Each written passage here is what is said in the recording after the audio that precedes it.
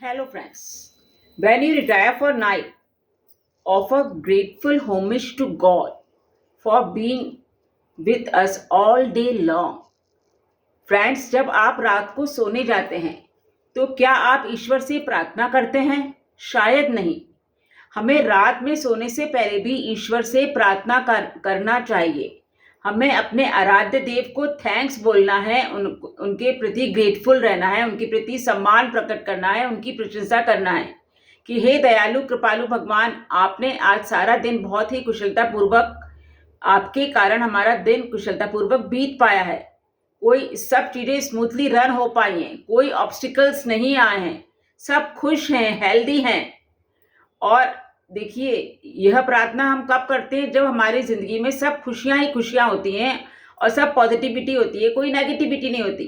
तो हमें थैंक्स हम बोलते हैं कि आपने सब कुछ अच्छा करा है, इसके लिए बहुत बहुत धन्यवाद ईश्वर। किंतु जब परेशानी होती है, दुख होता है, तो क्या हम ईश्वर को थैंक्स बोलते हैं? नहीं। हाँ, हम तो नहीं बोलते कि अब क्यों ईश्वर को थैंक्स बोले, ईश्वर ने तो हमें दुख दे दिया, परेशानी दे दी। देखिए, खुशी और गम तो हमारी लाइफ का पार्ट है, इसको हमें फेस करना ही पड़ेगा। तब भी हमें ईश्वर से प्रार्थना करनी है कि हे विघ्नकर्ता भगवान, हे ईश्वर, आप हमें इतनी शक्ति दीजिए, सामर्थ्य दीजिए, हिम्मत दीजिए कि ये परेशानियों को, दुखों को, ऑब्स्टिकल्स को, ट्रबल्स को हम फेस कर सकें और हमारी ज़िंदगी में फिर से खुशियाँ ही खुशियाँ लौट आए। तो चाहे दुख हो, चाहे सुख हो, आपको रात को सोने से पहले ईश्वर को धन्यवाद देने की एक आदत जरूर डालनी चाहिए।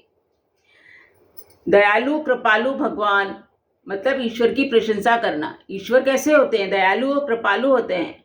तो ईश्वर से प्रार्थना करते रहिए कि हम पे कृपा दृष्टि बनाते रहिए और हमें कार्य करने की शक्ति प्रदान करते रहिए, क्योंकि शक्ति कौन देता है? हमें कार्य करने की शक्ति हमें ईश्वर ही देते हैं। और हमें सही दिशा दिखाते रहें और सही मार्गदर्शन करते रहें और शक्ति देते रहें कार्य करने की।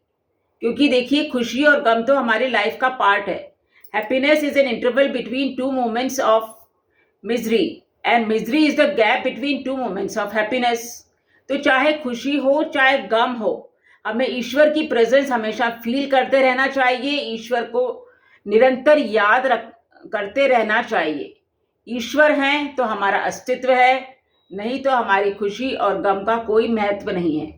ईश्वर से ही हमारी ज़िंदगी में खुशियाँ आती हैं, दुख आते हैं और ईश्वर ही वे हिम्मत देते हैं उन दुखों को फेस करने का। सो फ्रेंड्स, बस सोने से पहले ईश्वर से प्रार्थना जरूर करिए। Love you friends.